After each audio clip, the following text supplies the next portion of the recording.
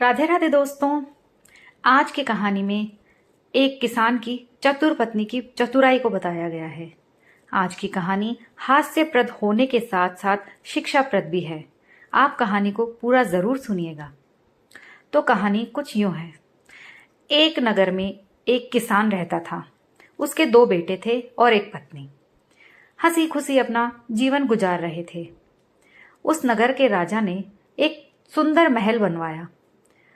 उस समय जब पुराने जमाने की बात है, लोगों के पास पक्के मकान नहीं हुआ करते थे।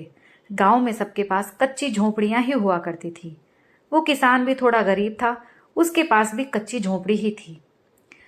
जब गांव वालों की ये खबर हुई और किसान को भी पता चला कि राजा ने एक सुंदर महल बनवाया है, तो उसे उस महल को देखने की इच्छा हुई। उसने अपने पत्नी और अपने बेटों से कहा कि मैं राजा के महल को देखने जा रहा हूं, शाम तक लौट आऊंगा। ये कह के वो किसान चल पड़ा राजा के महल को देखने। जब वो राजा के महल में पहुंचा तो चारों तरफ पूरा महल देखने के बाद उसे लगा कि महल तो बहुत ही सुंदर बनवाया है राजा ने। ऐसी नक्काशी, ऐसी ऐसी चीजें अनमोल मैंने तो पहले अपनी जिंदगी में कभी नहीं देखी। वहां खड़े पहरेदार उसकी बातें सुन रहे थे।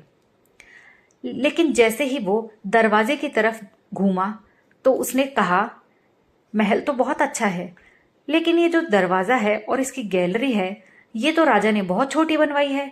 अगर कभी राजा की मृत्यु हुई तो उसकी अर्थी तो इसमें आएगी ही नहीं। ये सुनते ही पहरेदार उसके पास आए और उन्होंने उसे कहा, बाबा ये तुम क्या बोल रहे हो?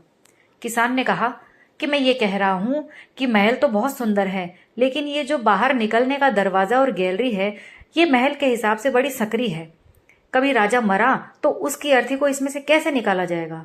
ये सुनते ही पहरेदारों ने उसे धमकाया और कहा, ये क्या अंट शंट बके जा रहे हो, और उसे जेल में बंद कर दिया। अब जब दोपहर हो गई, शाम हो गई, तब तक वो किसान अपने घर नहीं पहुंचा तो उसके बेटों को चिंता हुई।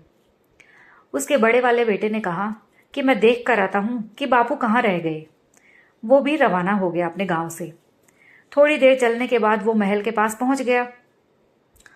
महल के पास पहुंचते उसने सोचा, जब यहां तक आए हैं तो क्यों ना महल को भी देख ही लिया जाए।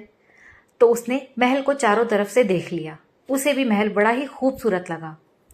महल को देखने के बाद उसने पहरेदारों से पूछा कि इस हुलिये का एक आदमी क्या महल में आया था? पहरेदारों ने कहा कि हाँ, आया तो था। तो उसने कहा कि वो मेरा बापू था। वो कहाँ है? पहरेदारों ने बताया कि उसे तो हमने जेल में डाल दिया। तो उसने पूछा कि क्यों, ऐसा क्या कर दिया उन्होंने? पहरेदारों ने बताया कि महल की तो वो तारीफ कर रहा था, लेकिन उसने ये कहा कि ये महल का दरवाजा और गैलरी इतनी सकरी है कि राजा मरेगा तो उसकी अर्थी यहां से कैसे निकालोगे? अब वो किसान का बेटा बोलता है, हे भगवान, मेरे पिता भी ना, उनको क्या मतलब पड़ी है, राजा मरेगा तो यहां से कैसे निकालेंगे? आप लोगों का राजा, चाहे आप उसको काट काट के टुकड़े कर करके निकालो। ये सुनते ही पहरेदारों ने सोचा कि ये तो बाप से भी बड़ा, उससे भी बड़ा बाप है, ये तो और भी ज्यादा अंट शंट बोल रहा है। उन्होंने उसको भी पकड़ा और डाल दिया बाप के साथ जेल में।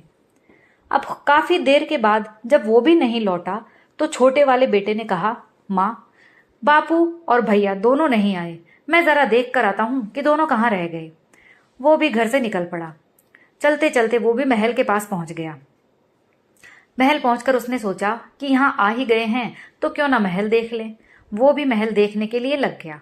चारों तरफ घूम घाम के उसने महल देखा। उसे भी महल बड़ा सुंदर लगा, लेकिन उसे अपने भाई और बाप को भी ढूंढना था। तो उसने पहरेदारों से पूछा कि सुनो सिपाही जी, इस हुलिये के एक दो आदमी क्या आपके यहाँ आए थे महल देखने? पहरेदारों ने कहा कि हाँ, आए तो थे। उसने कहा कि वो मेरे बापू और बड़े भैया थे, वो कहाँ हैं? तो पहरेदारों ने बताया कि उन दोनों को तो हमने जेल में डाल दिया। तो वो भी चौंक गया और पूछा कि क्यों, आपने उन्हें जेल में क्यों डाल दिया?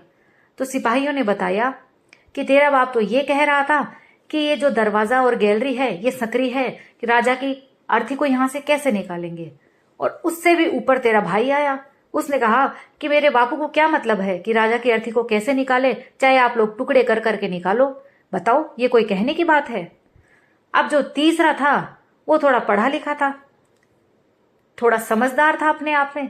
उसने कहा, अरे दोनों ने बड़ी गलती कर दी, उनको क्या मतलब था कि अर्थी को चाहे ऐसे निकाले चाहे काट कर निकाले, उनको थोड़ी ना पता है।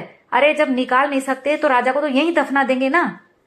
जब उसने ये कहा तो पहरेदारों को लगा कि ये तो उन दोनों का भी बाप है। उन्होंने उसको भी पकड़कर जेल में बंद कर दिया। अब जब रात हो गई, खाने का वक्त हो गया, उनकी वहां किसान की पत्नी खाने की तैयारी में लगी हुई थी। तब तक भी तीनों नहीं लौटे तो उसे चिंता हुई कि पता नहीं ऐसी क्या बात हो गई, जो जाता है वही फंस जाता है। तीनों में से एक भी लौटकर नहीं आया। उसने सोचा अब तो मुझे ही जाना पड़ेगा। वो बड़ी चतुर और समझदार औरत थी। वो राजा के महल में पहुंची।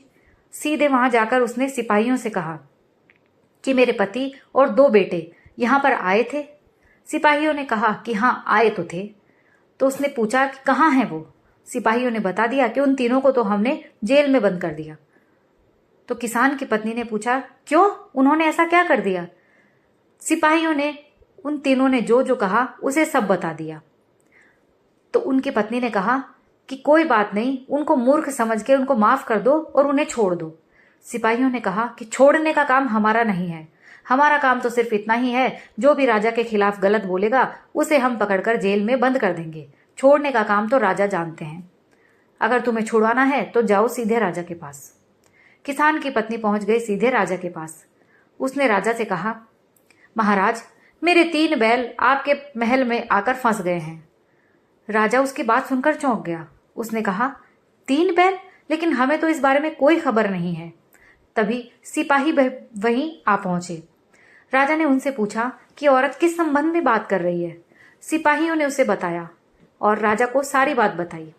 तब राजा ने उस औरत से पूछा कि तुमने अपने पति और दोनों बेटों को बैल क्यों कहा।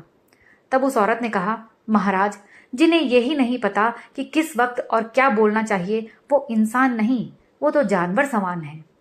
राजा उसकी बात से प्रभावित हुआ। उसने बताया कि महाराज, एक तरह से देखा जाए तो राम नाम सत्य है, ये एक बहुत सत्य विचार है, लेकिन उसका भी एक वक्त होता है कि उसे कहाँ और कब कहना चाहिए। हर जगह तो हम उसे कह नहीं सकते। ऐसी उसकी बातें सुनकर राजा उससे बड़ा प्रभावित और प्रसन्न हुआ। उसकी बातें सुनकर राजा ने उन तीनों को मुक्ति दे दी और वहां से मुक्त कर दिया। दोस्तों, ये कहानी यहीं समाप्त होती है। अगर आपको ये कहानी पसंद आई हो तो प्लीज़ लाइक और शेयर कीजिए, और अगर आप मेरे चैनल पर पहली बार आए हैं तो प्लीज़ चैनल को सब्सक्राइब कर लीजिए, क्योंकि मैं रोज़ आपके लिए ऐसी ही अच्छी अच्छी कहानियाँ लेकर आती हूँ। कहानी सुनने के लिए आप सभी का बहुत बहुत धन्यवाद।